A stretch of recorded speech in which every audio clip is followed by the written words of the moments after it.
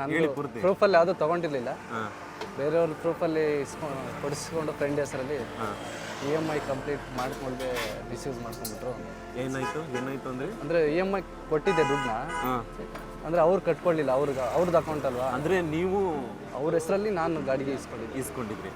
ನಾನು EMI ಅವರಿಗೆ ದುಡ್ಡು ಕೊಡ್ತಾ ಇದ್ದೆ, ಅವ್ರ ಅಕೌಂಟಲ್ಲಿ ಪೇಮೆಂಟ್ ಮಾಡ್ತಿದ್ದು.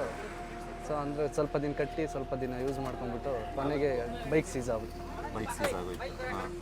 ಅವರು ಅಮೌಂಟ್ ಕಟ್ಟಿರಲಿಲ್ಲ ಅಂತ ಹೇಳ್ಬಿಟ್ಟು ಕೊನೆಗೆ ಸೀಸಿಂಗು ಬಿಡಿಸ್ಕೊಳ್ಳೋಣ ಅಂತ ಹೋದ್ವಿ. ಲಿಮಿಟ್ ಕ್ರಾಸ್ ಆಗಿದೆ, ಬೈಕ್ ಈಗ ಸಿಗಲ್ಲ ಅಂತ ಹೇಳ್ಬಿಟ್ಟು ಯಾವುದು ಸಿಗಲಿಲ್ಲ, ಗಾಡಿ ಯಾವುದು ಸಿಗಲಿಲ್ಲ. ಈಗ ಮನೆಗೆ ಯಾರು ನೋಡ್ಕೋತಾರೆ ತಾಯಿನ? ನಮ್ಮ ಚಿಕ್ಕಮ್ಮ ಇಲ್ಲಿ, ತಾಯಿ ಅಲ್ಲೇ ಇರೋದು ಊರಲ್ಲಿ. ನೀವು ದುಡ್ಡು ಕಳಿಸ್ತೀರಾ? ಕೆಲಸ ಮಾಡಿಕೊಂಡು ಅವಾಗ ದುಡ್ಡು ಕಳಿಸ್ತೀರ. ತಮ್ಮ ಯಾರು ಅದೇ ನಮ್ಮ ಚಿಕ್ಕಮ್ಮ ಅವ್ರ ಮಕ್ಕಳಿದ್ದಾರೆ ಅಷ್ಟೇ ಸರ್. ನೀವು ಒಬ್ಬರೇ? ನಾನು ಒಬ್ಬನೇ ಇಲ್ಲಿ ನಮ್ಮ ಚಿಕ್ಕಮ್ಮರ ಜೊತೆ ಇದ್ದೀನಿ. ಮತ್ತೆ ಇಲ್ಲಿ ಕೆಲಸ ಮಾಡ್ಕೊಂಡು ಅಲ್ಲಿ ಊಟ ನೋಡ್ಲಾ ಹೇಗಿದೆ? ಬನ್ನಿ ಅಣ್ಣ, ನೋಡಿ ಎಲ್ಲ ನಾವೇ ಮಾಡಿರೋದು. ರಾಜು ಅವ್ರು ಏನೇನು ಕೆಲಸ ಮಾಡ್ತಾರೆ ಇಲ್ಲಿ? ಇಲ್ಲಿ ಕುಕ್ಕಿಂಗ್ ಮಾಡ್ತಾನೆ ಸರ್. ತೊಳೆಯೋದು ಎಲ್ಲನೂ ಮಾಡ್ತಾನೆ ಸರ್. ಹೌದಾ? ಎಲ್ಲ A to Z ಸರ್. ಇದು ಮಾಡೋಂಗೆ ಇಲ್ಲ ನನಗೆ ಏನಿಲ್ಲ, ಸೊ ಎಲ್ಲನೂ ಮಾಡ್ತಾನೆ.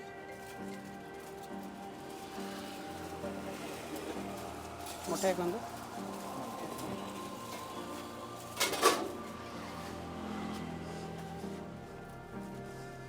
ಈಗ ಅವರೇ ಮಾಡಿರೋದ ಇದು? ಹೌದು ಸರ್. ತಗೊಡು. ಮಸಾಲೆ ಕೂಡ ನಾವೇ ಹೋಮ್ ಮೇಡ್ ನಾವೇ ಮಾಡ್ಕೊಳ್ಳೋದು. ಮಸಾಲೆನ ಕೂಡ ಇವನೇ ಮಾಡೋದು.